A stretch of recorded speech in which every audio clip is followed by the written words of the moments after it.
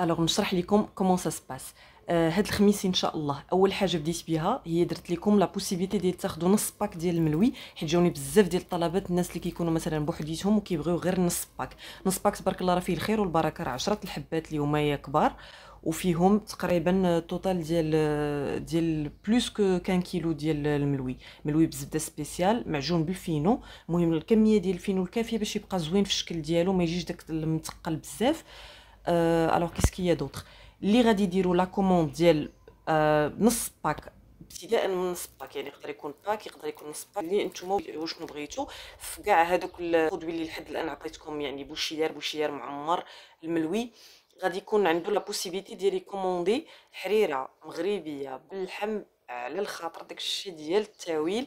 غادي تكون ب20 درهم ومعاها جوج حبات متوسطين ديال بوشيار معجون بالزبده رائع.